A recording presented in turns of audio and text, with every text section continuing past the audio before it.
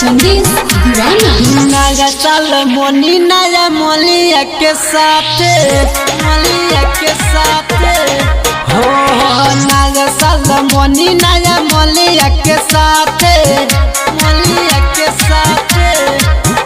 तनी सावर होके तनी पातर होके तनी सावर होके तनी पातर होके चुमले हम गलिया से गलिया सटा के नया साल मोनी नया मोलिया के साथ हो नया साल मोनी नया मोलिया के साथ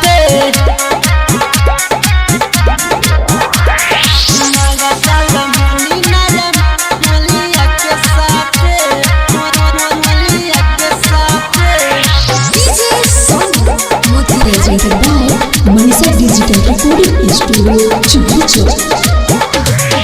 नया रिटर्न होई नया होई माल काट के चाही बस नया नया गाल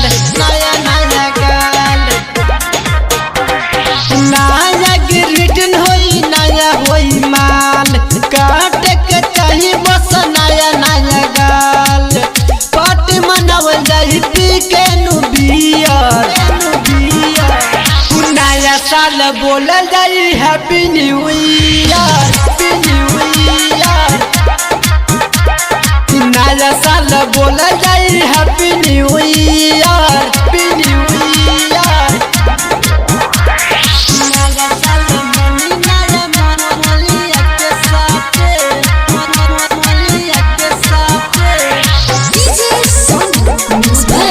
संदेश दीवाना। नया तरीका अपनाव जन देश नया साल में मिल कलेश नया तरीका अपनाव जन देश गुड के संग नु चली है महेश बबलू तू नाच ना कमर हिला के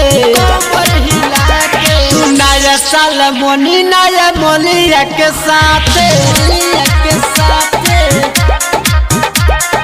नया साल मनावल जाई नया मल पटाके। Presented by Manisha digital recording studio.